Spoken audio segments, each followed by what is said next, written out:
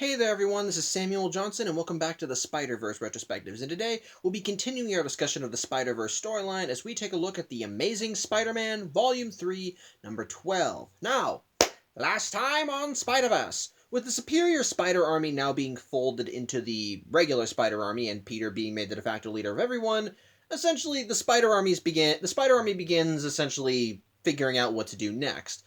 In the basically on the Spider-Woman side of things, Spider-Man will wound up getting critically injured. So Peter decided that the best way to keep him safe was to essentially, well, since he got sent back to his universe, hide him, as he had Otto give him some of the cloaking tech that Otto had been using to hide his own team, and even plans to essentially drop it off with Noir so the Inheritors won't find him or hunt for him. However, by that same token, Peter does ask Otto if he could reverse engineer the tech to find the Inheritors' homeworld, and it turns out Otto already knows where that world is. It's just that, well, it'd be stupid to go in there right now since they know nothing about it, and they might not have enough spiders for the job.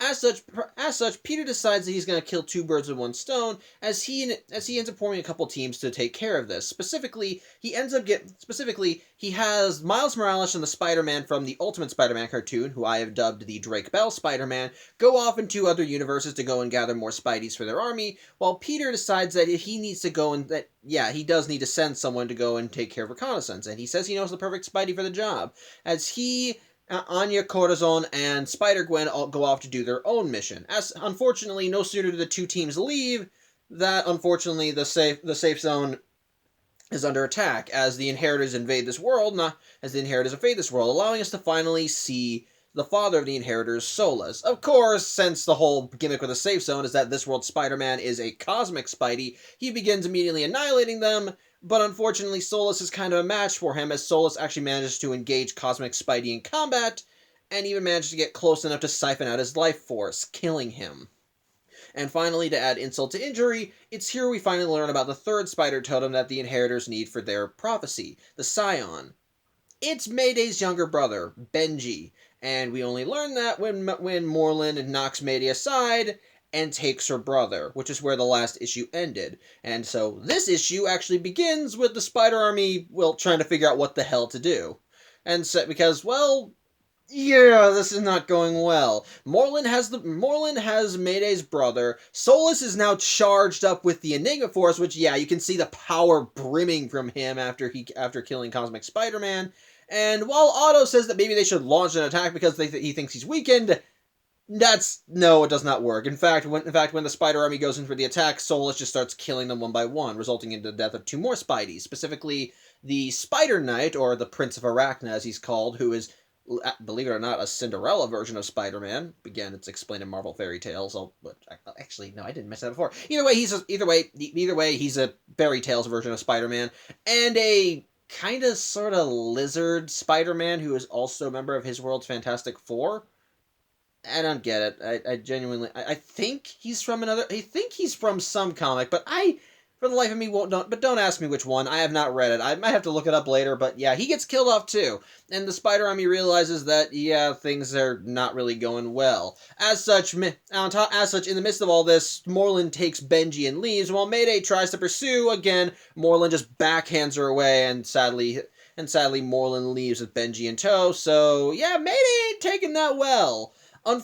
As such, with everything going belly up, Spider UK finally calls Peter again and says, "We need you to come back here right now. The safe zone is screwed. We need your help." As such, Peter says that it'll take him a minute. He's getting some backup in, and when Mr. Braddock asks what the hell backup he means, well, turns out that on the way back home, Peter, Anya, and Gwen made a few stops. Specifically, they stopped in realities where those world's resident Spider-Men are from Japan, as we see the trio come back with two more Spideys to add to the army. Specifically, one from a Spidey from the manga strip, who's just a small black and white chibi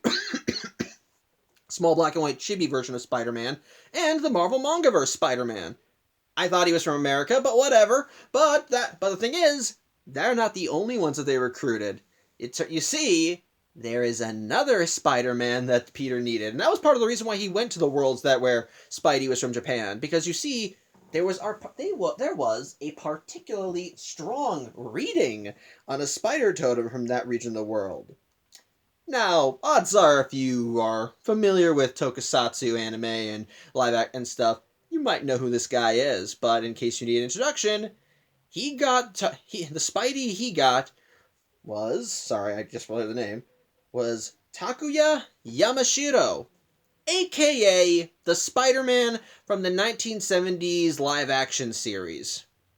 Well, the Japan, yeah, and the Spidey with the giant robot. And sure enough, as Peter announces it, Takuya comes flying in his giant robot leopardin. And yes, it is awesome. I'm not kidding. When I saw this, when I read this comic the first time, I went, holy shit, that is cool. And yeah, it's another cool thing to showcase. They're trying to get as many Spider-Man as they can in this. So seeing the one from the Japanese live action show, that's awesome. You cannot tell me that that's not awesome, because that is just so damn cool. And of course, he does his trademark catchphrase of he's an emissary of hell, and he's here to fight on behalf of all spiders. Okay, that second part is not in the catchphrase, but it's still awesome.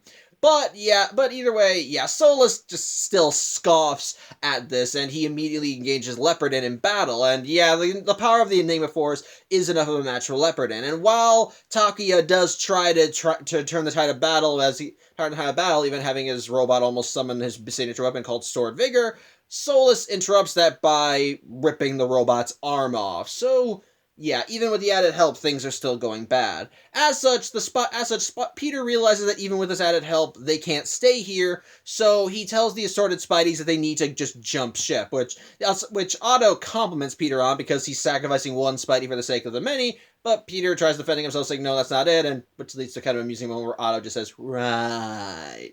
But in the midst of it all, Mayday does not want to leave because she wants to get her brother back, and Solus might know where he is, but Peter tells her, no, we have to get out of here. We will find your brother, but for now, we just need to leave. Though even Solus admits that even no matter where they run, nowhere is safe now. The Spideys end up leaving Earth 13.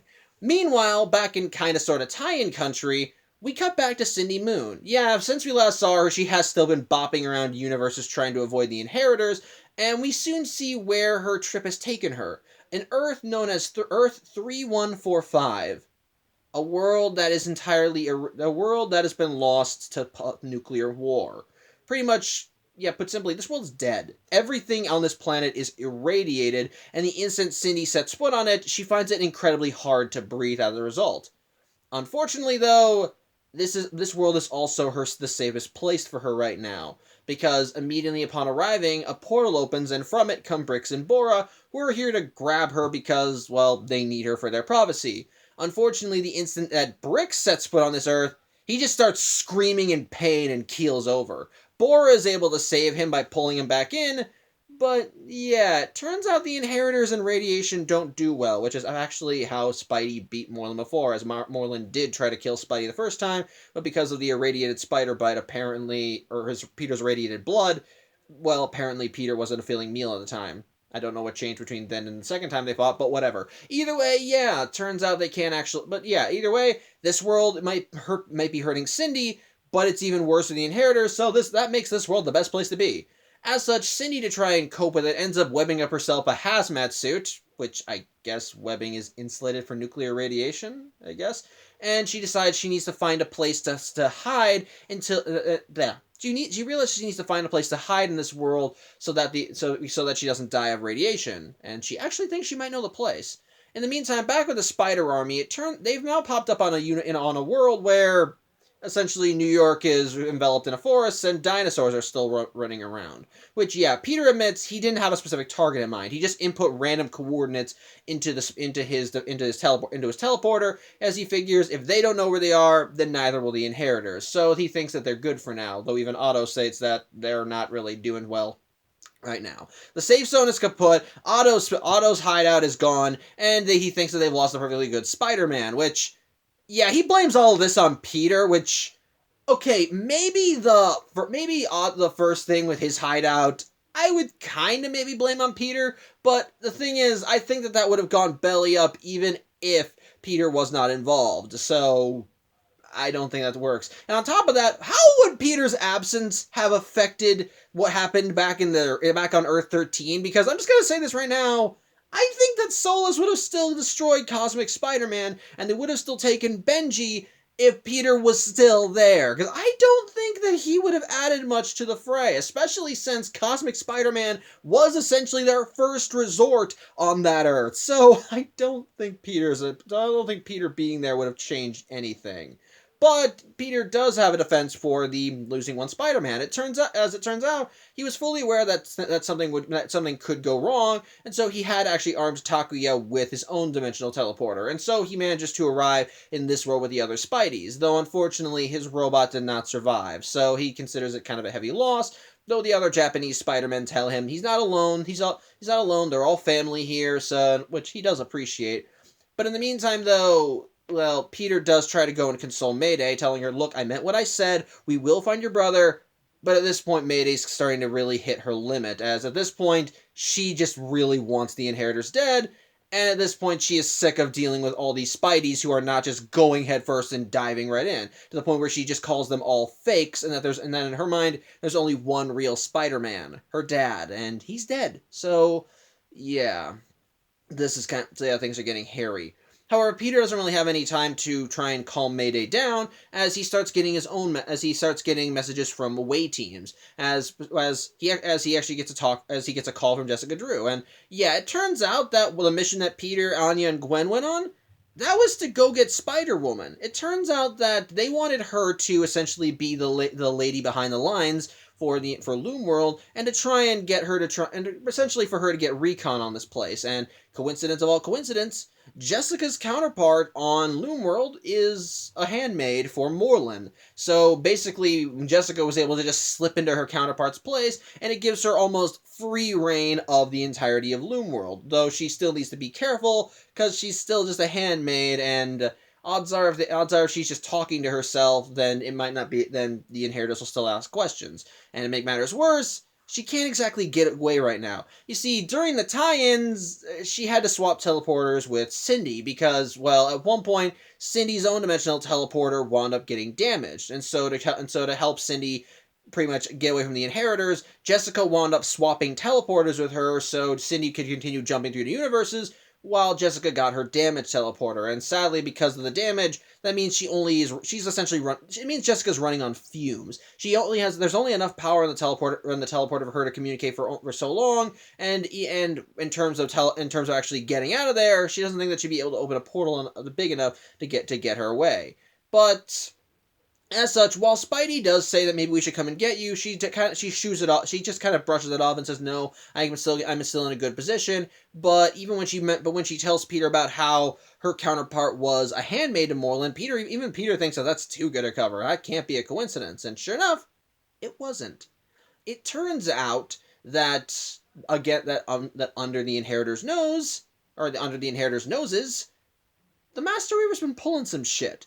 Essentially, he knows that he can't directly defy the Inheritors because of the shackles, but he does not want to work with them either. And no matter how obedient those shackles make him, he is rebelling in small ways, but in ways that still will matter. Case in point, he did weave together the fates of both Jessica Drew and her counterpart so that they'd be in this position right now. And as a result of that, it allows him to use that position to give Jessica Drew something that'll be helpful to the Spider Army.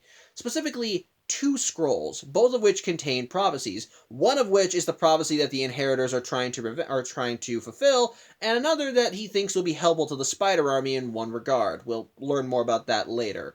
As such, Jessica takes the scrolls, but unfortunately for her, the Inheritors are coming up, so she has to hide them. And sure enough, Morlun comes up with Benji as Brix and Borg are back from Earth 3145. And immediately Morlun starts giving them shit for having lost Sydney, but he does say they can make up for it by taking care of Benji because he's sick of hearing him cry. And while Brix and Borg aren't exactly for this, Morlun doesn't really give a shit. As such, when he sees Jessica is there, Morlun does want her to come closer because he thinks he could use some company, but when he sees her holding her hands behind her back, he has to know what he has to know what she's hiding, and so she says nothing, and she shows her hands, and they're bare. So Morlun does buy that she's not hiding anything, but where did the scrolls go? Well, it turns out that while her dimensional teleporter was too damaged for her to make a jump, there was still enough juice in it for her to send the scrolls away. And as a result, she wound up sending them back to the Peter and the Spider Army. Though that part doesn't happen until a little later in the story. I'll get back to that. In the meantime, after Peter ends his call with Jessica, he tunes back. He ends up calling with the other away team, specifically Miles and Miguel. In the case of Miles, well, to say things are going crazy is an understatement. As when we pop back in with Miles and Drake Bell Spidey, they are driving up the side of a building in a spider dune buggy, having recruited the 60s Spider-Man, some other Spider-Man, and hold on, let me see if I can find it. It's an insane image, and it's just complete craziness. Let me see. I know it's in here. I know it is in here. Yes, this is it. This is the scene that we see. Just Miles, Drake Bell Spidey, 60 Spider-Man, Chibi Spider-Man from the Mini Marvels universe. I don't know what Spider-Man this is, and yes, that is a cowboy Spider-Man. He is called the Web Slinger. We get a story about him later. And it's actually kind of awesome. But either way, yeah, everything's just going insane, and while Drake Bell Spidey's just rolling with it, Miles is just trying to grasp whatever sanity he has left, and he's just thinking, oh my god, this is the moment where my life jumped the shark, isn't it? But yeah, in the midst of it all, they do end up opening a portal to go and get to another world to get more Spideys, and once the call ends, Peter's just left wondering, what the hell was that? But either way, yeah, after that, he does call Miguel, and things are going a little bit better for him, as he and Lady Spider have managed to capture Deimos in a stasis field, which, while effective, they believe won't work for long. And in the meantime, they have his old body on an operating table, so they can perform an autopsy. And even Miguel admits from a base scan, they found some very interesting information that could help the spiders. Unfortunately, as Miguel is about ready to explain that information, the call gets a bit of an interruption. Specifically from Genix. Yeah, it turns out that because the Spideys have been using technology that directly taps into the web of life and destiny, Genix has been able to overhear them, as since the Inheritors technically own the web, they've been able to tap into it for a while. While they can't directly stop the Spideys from jumping across universes, he can at least tune into their frequencies and listen in on their conversations. And basically, Genix admits that while he could have just not shown his hand and let them talk about all this stuff, he thinks that if they're going to start sharing vital intel, then maybe it's time to just pull the plug. As such, Genix ends up sending the coordinates of the Spider Army to his sister Verna, and he tells them, yeah, you're pretty much screwed, bye-bye. And yep, Verna arrives with 3 more of her hounds, specifically monstrous versions of the Rhino, I think Hammerhead, and some other third villain that I don't know. And pretty much from there, it leads to another fight.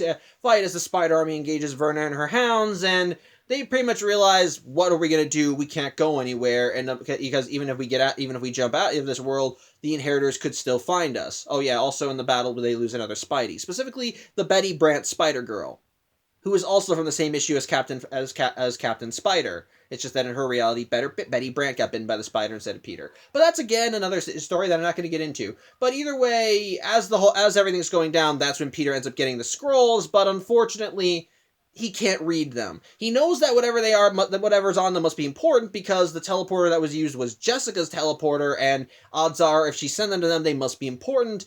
But again, if he can't read them, it won't do any good. And on top of that, even if he could, what good is it going to do them now? They're pinned down and they have nowhere to go. However, Peter ends up getting a quick call from Cindy, who while Peter tries to warn her that she can't talk on this frequency because Genix is listening in, Cindy's able to at least get through that she wants the Spider Army to come to Earth 3145. And so Spidey, taking a leap of faith, opens a portal and tells the Spider Army to jump in, if Cindy says they have to go there, then he trusts her. As such, they end up jumping to the portal, and Verna doesn't go through because it's a world irradiated by a thermonuclear war. And sure enough, the instant the Spideys arrive, yeah, they all start suffering coughing fits, with even Otto realizing how bad things are and calling Peter a moron for even considering coming here. However, in the midst of that little argument, Spider-Man India actually notices that there are giant web arrows just splashed on some of the buildings, and so they realize that if those were put up by anyone, it must be Cindy, and she must be leading them somewhere where they can be safe. As such, the Spider Army swings away and follows the arrows, but eventually Peter does figure out where Cindy's leading them. And it turns out it's Sim's Tower, the place where Ezekiel Sim's original bunker was. And sure enough, when Peter gets into the bunker, thankfully the code to open is the same on this world as it was on his. So he and the Spider Army are able to go in, and Cindy is thankfully there waiting for them. However, before they go inside, Cindy warns Peter that they have company. It turns out that there was actually someone in the bunker when Cindy arrived, and, well, put simply, it's this world's spider totem. And when the Spider Army goes to meet him, Cindy tells Peter to brace himself. And so the issue ends as we meet this world's Spider-Man, Ben Parker. Which, yep, shakes Peter something fierce. So, there you go. Again, so what are my thoughts on the issue? Again, fine. It's still furthering along the whole plot line with the Spider Army and how they go along, but it's clear that this is very much pretty much trying to hold everything together point in the story. As, yeah, things are just starting to go to hell in a handbasket, and the Spideys are now doing everything in their power to try and stick together and survive this without pretty much ending up as the Inheritors' dinner. As, yep, they pretty much suffered a big loss already. They've lost the safe zone with the death of Cosmic Spider-Man. Benji's been taken, and since he's not only one of the special totems, but also Mayday's younger brother, there's more of a big urgency there. And on top of that, we see that Mayday's mental state is starting to go even more downhill, as now she has lost the only remaining family she has left. And sure enough, she is now taking out all of her anger and rage from the Inheritors and turning them on the closest living things, specifically the Spider Army. As while Peter does try to console Mayday and tell her it's okay, it's okay, I promise we'll go save her, she's pretty much saying, screw all you guys, none of you are the real Spider-Man, I'm gonna go, and just that she it's clear that she is just venting and very much not thinking straight, which understandable, but at the same time, it's clear her emotions are ruling her mind at this point, and she is not making good decisions right now. On top of that, with a waste the story. On top of that, even when the Spideys do end up getting some semblance of hope with Jessica Drew sending them the scrolls, well, again, that's only a little bit of hope. Basically, because like we've seen in the story, well, they don't have anywhere to go. The whole reason Earth 13 was the safe zone was because of Cosmic Spider-Man acting as a deterrent. But with him gone, there's nowhere else in the multiverse that's safe. The Inheritors can jump to any other point in the multiverse that they want. So basically, no matter where the Spideys go, the Inheritors can track them. And since they're a giant army of spider people, screw sticking out like a sore thumb. It's like if you turned all the lights on in New York City and cranked the power up to max. At that point, it's not just a flare. You might as well be burnt. At that point, it's not a flare. It's just a giant dome of light. So, pretty much the Spider Army realizes that they don't know where to go, and odds are anywhere in the multiverse that they could go would still not be safe. It's again a very interesting point in the story as we see them trying to hurdle. But again, there's still enough little snippets of hope in the play that the Spider Army still is not out. Case in point, while the Inheritors do have the Scion, they still need two other totems, the Other and the Bride, and as far as we know, they don't have either. Cindy has been jumping across universes and seemingly found the one universe in the multiverse they can't go to, and likewise, the Other is still back on Genix's clone world with Ben Reilly and Ultimate Jessica Drew. So he's nowhere near where the Inheritors are, and he's doing his own mission. So yeah, we didn't get it. By the way, we didn't get an update on them. So read the tie-ins, I guess. But the bottom line is, it's still enough of a hope. And with Jessica being able to send them the scrolls, it still means that if they can find a way to interpret the scrolls, this can give the Spider Army an advantage. And so when they do finally get an advantage, and so when they all finally manage to get to Earth 3145 and find it to just be a nuclear wasteland, in a strange sort of way, that's actually good news, because the Inheritors can't stand nuclear radiation, even less so than anybody else in the multiverse.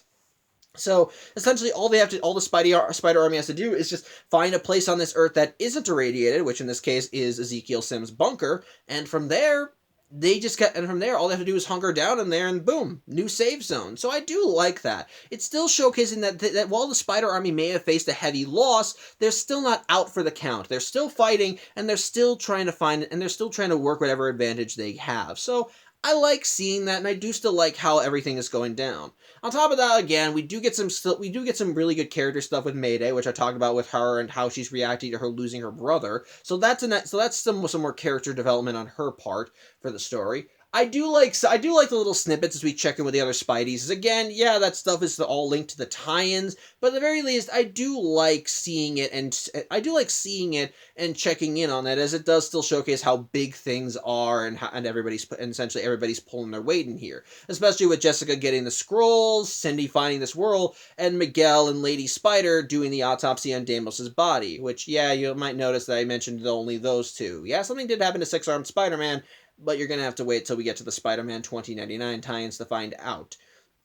So, yeah, a little bit of a spoiler there. But either way, I think my favorite parts in this issue are essentially what happened with Miles and Drake Bell Spider-Man, the Japanese Spider-Man flying in, and the ending. Again, the stuff with Miles and Drake Bell Spider-Man, it's just balls to the walls insane, and I love it. It's basically what I love about superheroes and Spider-Man. Basically, without really going into the tie-ins with those two, Miles is essentially the straight man to Drake Bell Spidey's antics, and pretty much all the Spider-Men they're getting are the most insane varieties. Because you want to know the thing about the Spider Doom Buggy? It talks. It's actually a full-on spider totem. So it can talk, it can think, it can argue, it can rationalize. Yeah, it's a part of the team, and it's pretty much just telling Drake Bell Spidey he ain't driving it, and that Miles needs to open the portal to get to the next world. It's so dumb, but I love it. It's just great, especially since when we pop in on them, they're driving up the side of the building while the police are telling them to exit the Bucky and pull over, pretty much. It's hilarious, and I love it. And on top of that, the stuff with Japanese Spider-Man flying in on Leopardon, that is fucking awesome. I do not care what losses the Spider Army is dealing with at the moment. I do not care what's happening in the story. The instant you bring in the Japanese Spider-Man with his giant-ass robot, you've won. Okay, they don't actually win. Solo ends up ripping its arm off, and we later see it disassembled. But bottom line is, that is still awesome. And seeing Leopardon just flying through the portal, it is just so damn cool. Again, it's another reason I still love Spider-Verse, because we have moments like that in the story. And honestly, when I first read the story, I did not think that even he would show up. Yeah, I thought it was cool that they were bringing in all these other Spideys from like previous shows and cartoons, even if they were just there to die. But to see this Spider-Man, a Spider-Man who you only really know about if you searched on the internet long enough, it's just awesome! I've never sadly seen the 1970s Spider-Man show. I've seen clips here and there, but never a full episode. But it's a show that I kind of want to check out one day, because I've heard nothing but good things about it. And just seeing him flying on his giant robot, proclaiming he is the emissary of hell and ready to face down the inheritors for the sake of all the other Spideys in the multiverse, it's awesome. It is just friggin' awesome. I cannot deny that. Yeah, good on you, Spider-Verse. That's a badass moment right there, and I kind of wish you would pop up in another Spider-Verse movie, but whatever. That's for later. Either way, the final moment that I do like is the ending. I did originally look up some stuff on Spider-Verse before reading it, and I was made aware of this twist before reading the book, but it's still a very damn good twist, because, well, Uncle Ben is a character mostly associated with the tragedy of Spider-Man. After all, it's his death that acts as the catalyst to Peter learning about the whole "with great power there must also come great responsibility" thing. And so, to see him alive in a world, and so to learn that he is alive, and that he's not only alive in this world, but was also this world's Spider-Man, it's intriguing, and I like that, especially since he's the only man alive on a world that's been completely nuked. So it makes you wonder, what exactly happened on this world? Why is Ben, like, what exactly, how is Ben Parker being Spider-Man somehow tied to this world being just completely irradiated? And so, not only I think it's very interesting to see him essentially being another universe's Spider-Man,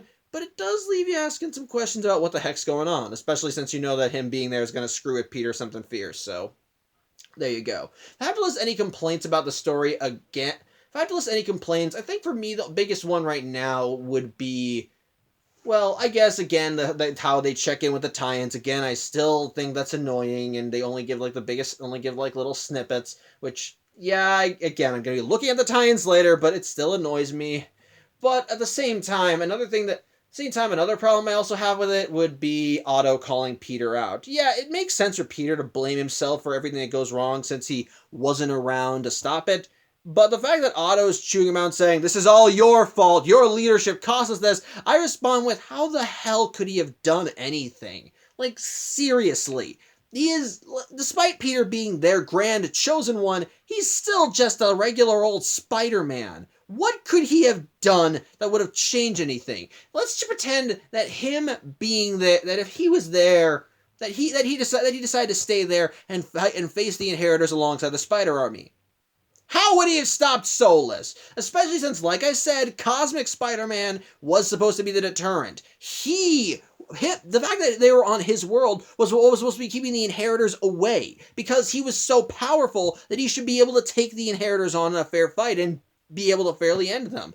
And so I pretty much just asked the question, what could Peter have done that any of the other Spider-Men couldn't have done? The answer? Nothing!